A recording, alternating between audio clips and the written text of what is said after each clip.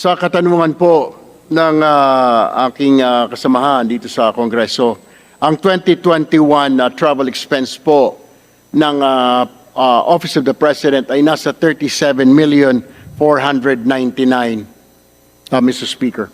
Mr. Speaker, magkano naman ang ginastos for travel noong 2022, last year? Ang 2022 po ay umakyat sa 398,307,000, Mr. Speaker. With that, Mr. Speaker, grabe, more than 10 times ang ginastos sa mga biyahe last year. Mr. Speaker, kung 398 million ang nagastos, magkano naman supposedly ang allocation for travel ng Presidente sa national budget noong 2022? Linawin ko lamang po yung aking naunang statement, Mr. Speaker, kung ako'y papayagan ng aking kaibigan dito po sa Kongreso. Kaya po mababa ang 37 million lamang noong 2021 dahil ito po ay panahon ng pandemya. At alam po natin na Pangulong Duterte ay hindi po bumiyahe ng mga panahon na yun. Subalit, nung pagpasok po ng Administrasyong Marcos, kaya po ito umakyat, nag-umpisa na po ang pagbiyahe ng palasyo, ng Pangulo, Mr. Speaker. Yeah. Mr. Speaker, so yun po. Kung merong 398 million na ginastos, magkano ang actual allocation? Yung nasa General Appropriations Act noong 2022.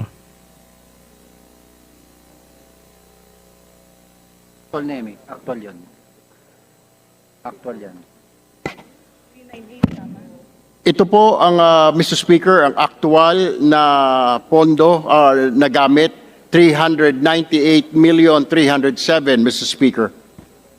So Mr. Speaker, pero yung nasa GAA po, supposedly yung inalot lang ng Kongreso for travel, magkano po siya?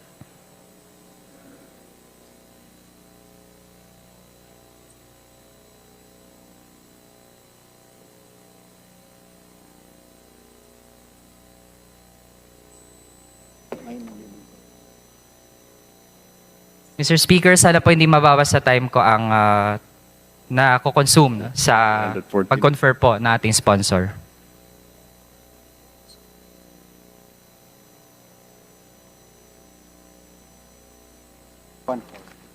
Mr. Speaker, ako po humihingi ng paumanhin sa aking pong kasamahan sa Kongreso, pero ito po ay 314,372,000, Mr. Speaker.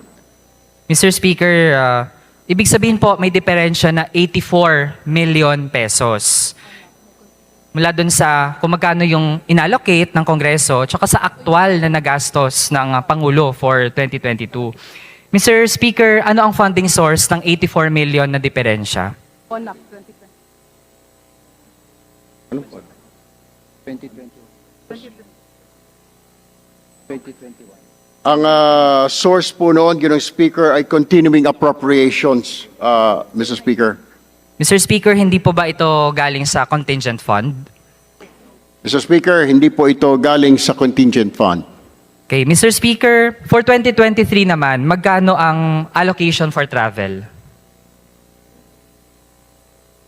Ang actual po na naibigay, nagastos po ng Office of the President ay 670,644,000.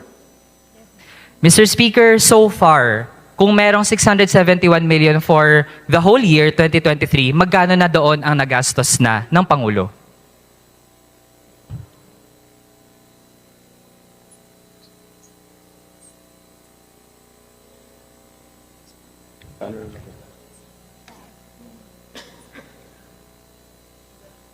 So far, Mr. Speaker, nagagastos po ng Office of the President para sa travel expenses ay nasa 418,535,969.46, Ginoong Speaker. Mr. Speaker, magiging sapat ba ang 671 million o kailangan maghanap ng dagdag na funding source para sa matitira pang travels ng Pangulo for this year?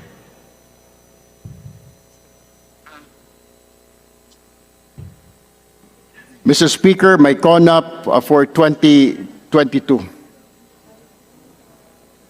Mr. Speaker, can the sponsor clarify? Ang 671 million, sapat na po ba yun? O kailangan pa mag-source from other funds? Ito po, Mr. Speaker, ay sapat na dahil kung titingnan ho, ngayon ay nasa Oktubre na ho tayo and wala na po mukhang ang travel ng Pangulo ay limited na sa mga panahon po na ito, Mr. Speaker. Mr. Speaker, for 2024 naman, ang travels ng Presidente ay shouldered ng alin pong line item sa budget, tsaka magkano?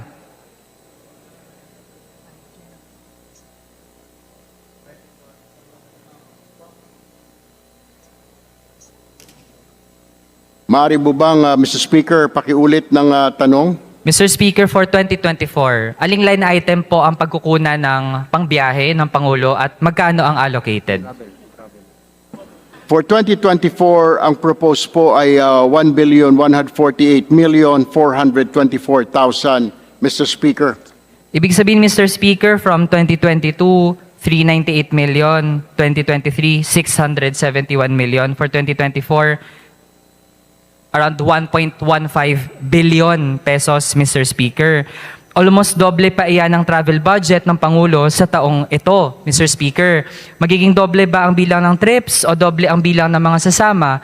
Mr. Speaker, balak ba ng Pangulo na pumunta sa Formula 1 sa Singapore sa 2024? Ang 2024 po, ito po ay propose pa lamang at ito po ay request pa lamang. Ina-anticipate po na marami pong magiging biyahe ang Pangulo para po makahikayat pa ng mga investor, Mr. Speaker.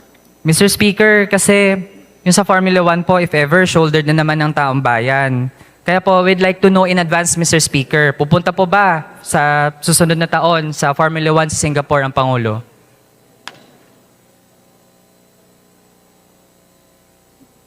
Ang presidential po, ang local engagement, foreign state at working visits ng Pangulo at pati ang visiting foreign state leaders, ministers at iba pang mga dignitaries ay nagmumula po dito sa mga pondo na ito ng Office of the President, Mr. Speaker. Mr. Speaker, hindi po head-on na nasagot yung ating tanong. And Mr. Speaker, ang First Lady din naman ay proud na dumalo ang Pangulo this year sa Formula 1 para sa networking.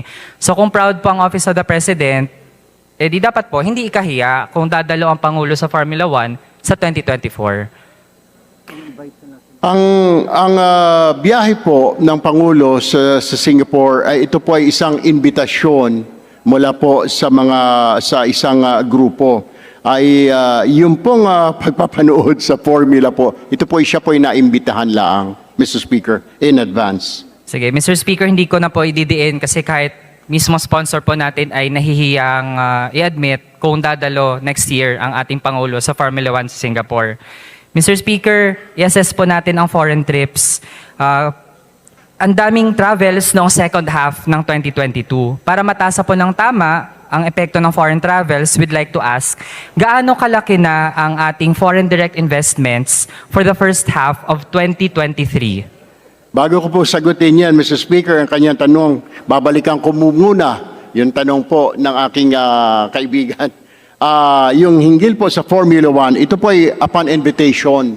So hindi po natin sigurado kung may mga invitations pong darating sa Pangulo next year at kung meron po siya mga invitations for a meeting, yun naman po ay sinabay lamang. Nauna po kasi yung invitation para po dun sa business conference meeting sa Singapore at yung Formula 1 racing naman po, yun po naman ay sideline lang ho dahil siya po ay naimbitahan, nabigyan po ng ticket, Mr. Speaker, as far as I know, Mr. Speaker. Yeah.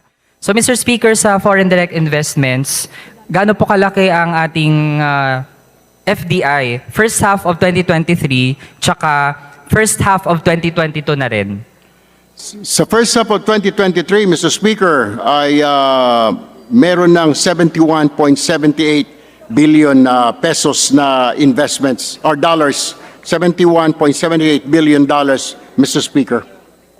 First half po ito of 2023, Mr. Speaker. Total po yan, Mr. Speaker. Pero sa first half lang po ng 2023, Mr. Speaker.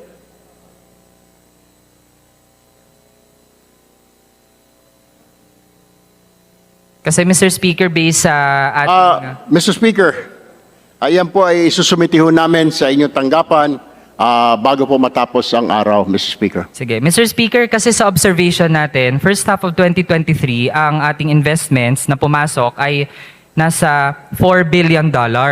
Pero Mr. Speaker, compared to the same time period noong 2022, nung wala pa ang mga biyahe ng Pangulo, 4.91 billion, Mr. Speaker.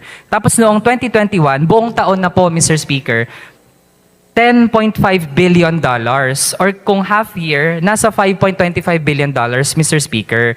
Kaya mas malaki pa ang rate ng pagpasok ng investments sa bansa noong emergency pa ang pandemic kumpara ngayon, Mr. Speaker, kahit na biyahe ng biyahe ang Pangulo. Kaya this implies hindi naman pag-attract ng FDIs ang pangunahing dahilan bakit biyahe ng biyahe ang Malacanang. Nababaon sa utang ang mga Pilipino sa dagdag na gastos, kaya the Filipino people should not pay for the revenge travel of our top officials, Mr. Speaker.